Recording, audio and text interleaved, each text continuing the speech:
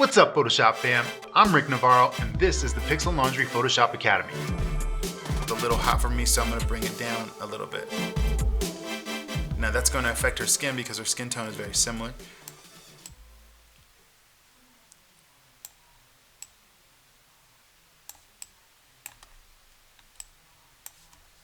And there you go, you can see I can bring it down. Or let's reset that. Maybe the yellows are a little too hot for me. Like that yellow in her shirt, I could bring that down. Or let's say I want to change the color of that yellow and make it a little bit more green. I've got some parameters here. Again, I personally don't like to go too deep into this. I'm going to make minor adjustments in Camera Raw, and then I'm going to make real serious adjustments later on. If I need to make global adjustments, this is a good place to do it. I'm going to go into the minutia actually in Photoshop. So you've got a lens correction here. A lot of times there is a default here, or there is a profile that you'll be able to grab depending on the type of lens and camera body that you're using. Yeah, this one was, let's see, this one was this 70 to 200. So I can kind of adjust that. I can adjust the distortion, which is basically it's really seen in the edges, and in some of these lenses where you'll get a vignetting effect. We don't really have that problem here, but this is good to know that you've got it available to you. You've also got this manual tab here for manual corrections and distortions that you may be wanting to compensate for if for some reason your image is looking crazy. You also have a defringe, and what the defringe is usually happens right around the edges. Let's see if we can get some of this green out, right? Like, look at this edge right here. Now, part of this is just because we shot with gels, but if I've got, there he goes. If I've got, in certain lighting situations, certain lenses will give you, especially in RAW, like this kind of crazy purpley magenta edge. This is where you might be able to take some of that away. All right, you've got effects. You can add in grain for a little bit more of a film quality, which is kind of cool, a little nostalgic, and you've got a few little options here that you're able to work on.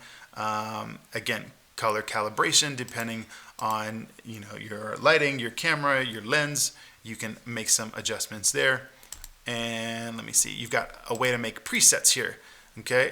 And if you've gone through, let's say you've gone through a recipe here, and you've got all this stuff, and you've made adjustments across the board, and you've got to a place that you're really happy with, and you like that, and maybe you want to go back and use that later.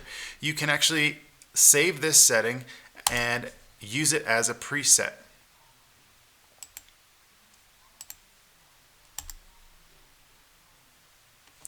And you would name it here, and we'll just call it, for the sake of what we're doing here, we'll just call it Raw Preset.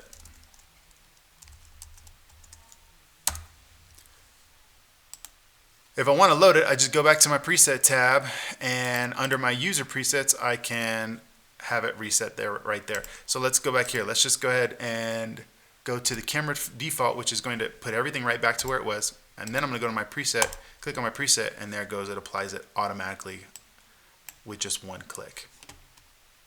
Pretty stinking rad. Okay, let me show you how I might apply that to like 5 images from this shoot. Okay, so remember I saved that one image with this metadata right here, the XMP. It saved all of the information from that one image. Now, if I just go ahead and shift select all of these images, if I hit Option or Alt and S, it's going to synchronize all of the presets that I've messed with. Now, I've got some that I can turn on or turn off, but for the most part, I'm just going to use everything that I did and hit OK. And all of those presets are now applied across the board.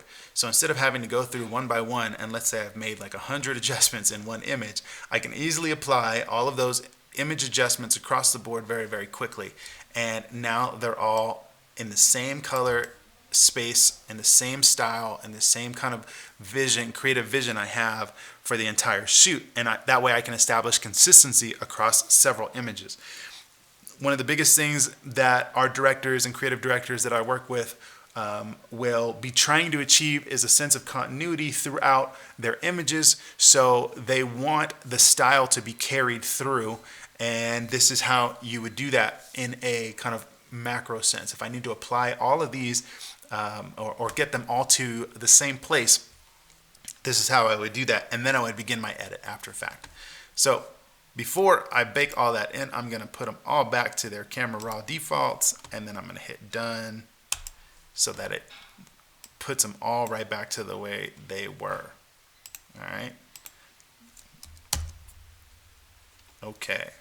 So we're back to where we started. Okay, so you can also do some minor color correction inside of your camera raw image. This image, like I said earlier, was a little bit off, so I want to show you just how I can make some quick color corrections here on a preliminary level so that I have a base file to work with. First and foremost, I'm looking at this material and it looks like it's got some hot spots that might be a little brighter, and then the skin is very, very kind of tingy and tingy, like maybe not as warm and neutral of a flesh tone as I might like. The background is also a little flat, not very poppy, not very saturated, which may or may not be a choice. But for the sake of what we're doing here, let's just go ahead and address some of these issues. First thing I'm going to do is bring these highlights down and bring the whites down. That helps me kind of maintain the detail and the texture and some of these shinier spots. Now, if you'll notice, the exposure kind of went down. So let's bring the exposure back up just a little bit. I'm keeping an eye on that histogram, so that way I'm not losing any of that color information. All right, and let's see. Blacks will also deal in highlights. They're just kind of going to enrich the lower ends, which again, like, is going to affect a little bit of your highlight by bringing up the low. So this is looking pretty good so far. I like the exposure. Again, I'm not looking for a final edit here. I'm just looking for a strong neutral place in order to manipulate it further in Photoshop. All right, cool. So I think I'm good on the exposure here, and basically I want to look at the colors though, because I still don't really like the colors. First, let's go to the saturation and look at these oranges. In Photoshop, you're able to kind of sample with your hue sat layer what exactly the colors are. But here, I'm going to kind of just guess, because this doesn't really give you a way to do that. But I know that in this kind of range, this orange range is really where I'm having some of these issues. So I'm going to soften up the saturation on the skin maybe just a pinch. I think it's maybe more in the yellows even. I could probably bring that orange back up just a little bit just to keep the skin nice and warm. And then this red, actually let's see if the magenta slider will help out that background. No, okay. So the red is really where this background is kind of living, and obviously some of the skin is going to live in there as well. This is going to take you to full screen, this little button here in the corner. And then these buttons down here are going to allow you to see your before and your after. So this is where we started. This is where it's at right now. As you can see, we flattened it out a little bit. And if you hit this button, it'll give you side by side. Oh, excuse me. There it is. There we go. This is my edit, and I think I want to bring back just a little bit of that higher end for those highlights on the cheeks, kind of glossy, dewy look. Very good. I think overall I might bring the saturation down a pinch as well. So here's where I think this neutral place is the strongest for me to begin my edit. So again, your raw editor is very much like your edit before your edit, and at this point I feel much better about the skin tones, and I can go in here and make the adjustments and do all my normal retouch, skin, clothes, shape, color, so on and so forth, as I normally would. But this is where you're going to get the beginning of your edit off to a strong base. And again, this is not baked in inside of the raw editor. It will only be baked in inside of Photoshop. One last tip before you go: if you hold down Shift before you hit the object, or excuse me, before you hit the Open Image button, it'll turn to Open Object, and which will automatically open this image up as a smart object. Notice right here. And again, this is a great way to work non-destructively. It's very similar to duplicating the image and then beginning your edit on that image. Instead, it's baking it in. So if I double click here, it's going to open back up the raw editor, and that keeps your editing capabilities always accessible to that base file. It's kind of the same way as opening up creating a smart object and then opening it up in the smart object view. That way you can adjust that base file, and as you make adjustments there and save them, it's going to translate those adjustments all the way back up the production chain back to your main image. So it's another way to work non-destructively without actually working on this image. Now, if I wanted to edit on top of this, I can do my retouches on a completely separate layer. That's another tutorial for another day, but this is how it's done with your raw editor. Okay, I want to show you guys one last thing, and that is these tools right up here. This is your toolbar for your Camera Raw editor. And they're very simple, very basic. And again, I mentioned this several times already, but it's worth mentioning again. I don't like doing a lot of edits in here. They don't give you as much of the latitude and control that you might have within Photoshop itself. That being said, you can make some very quick minor adjustments by using some of the tools up here. So after we've gone through our edit over here with all the sliders and all your parameters over here, then you've got a few extra things up here. Currently I'm using the zoom tool. It works exactly the same way that the zoom tool does inside of Photoshop. Next one up is your hand tool. The hotkeys are the same too. So Z for zoom, H for hand. Hand will grab and move the image around just like that. If I hit the space bar, if I'm on the zoom tool and I hit the space bar, it will convert it into the hand tool. So that allows me to use kind of two tools simultaneously and very quickly navigate around. This first one here is the white balance tool. If I click on, or if I haven't checked the white balance, there's nothing pure white in here. So if I do it now, it's going to act weird. But like if I click here, this is the closest thing to white. It's going to compensate and change everything else. Obviously, that's not the correct colors, but you get the idea. So it's going to adjust all of the parameters based off of what you have told it is the actual pure white in the scene. Since I don't have a pure white here, I'm not going to use that at all, but just so you know, that's what it is. This is going to give you color samples, color numbers. These color numbers right here are your RGB codes, so that once you're in Photoshop, you should be able to plug in these numbers if you needed them. It will replicate the colors that you're trying to search for. If you hold down, you've got a few different options. You can search in the full curve. You can isolate it down to just the color, the saturation, or the luminance. And that's how you do that there. This is your crop tool in here. If I needed to crop this, they've got presets here. 1:1 would be a square. So if I grab this, it's going to lock it into a square. Let's say for something like Instagram, that's a square ratio right there. You also have some other preset parameters here that you can use, or you can kind of clear it out and go, let's just go normal and escape out of that. And now I have full control over both the length and the width. This tool right here is your straighten edge tool. Let's say you've got a horizon on this image, like, you know, let's say you're shooting at the beach and the horizon is in the background and for some reason it didn't come in straight. If I point and click here and drag across that horizon, this is going to compensate the image and rotate it accordingly so that my horizon is in a correct 100% horizontal view if I want it. Or if I wanted to Dutch the camera like this, I could do that with that as well.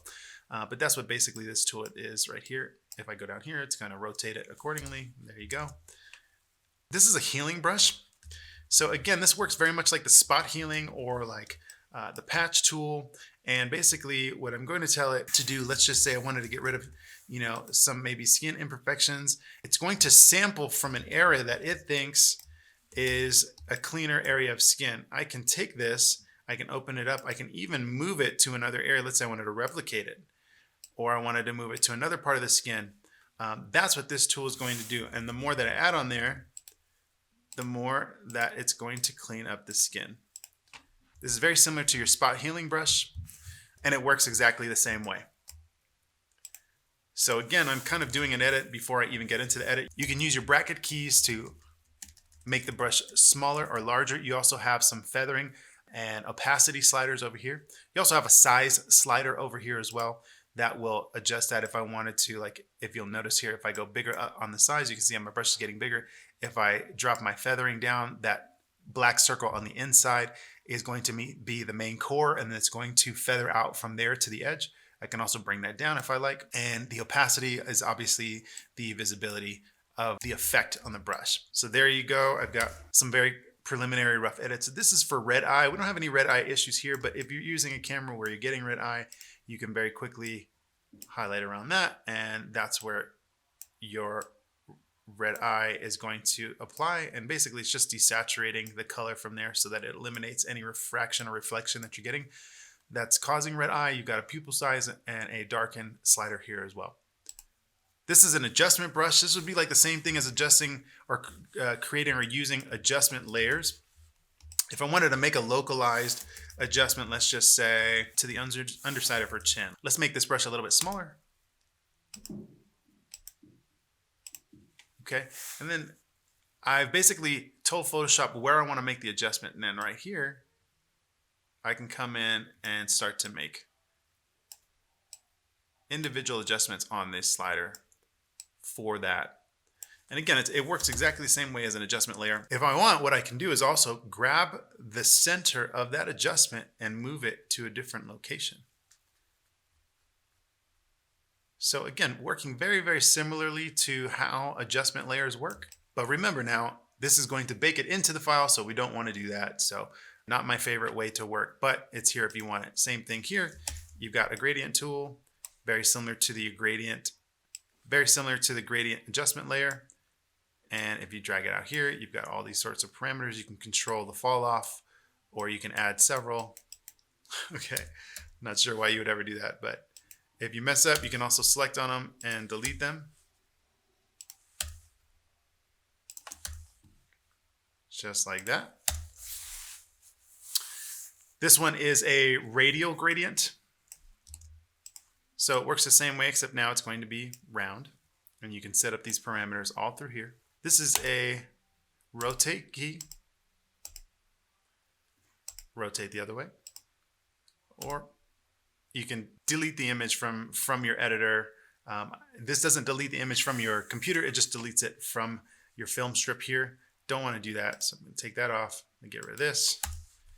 And in fact, let's just go back to the basics, reset this back to its original set. And now you're back to the beginning all over again. Guys, I hope that helps you. Thank you so much for hanging with me. I know this was a little bit more in-depth and a little bit more verbose than probably usual. This is a lot of theory and a lot of technique on how you use this, but as you're progressing through this Photoshop course, you're slowly but surely becoming more advanced, and it will be less about where the buttons are and what they do and more about your approach and your technique and how you're using Photoshop. We really hope that helps you out. Thank you so much for joining us. Again, I'm Rick Navarro. This is the Pixel Laundry Photoshop Academy Photoshop 101 course. This is lesson number 6 on Camera Raw. Thank you so much for joining us. Hope you guys are staying safe out there. Create every day, Photoshop fam. We'll talk to you soon. Bye-bye.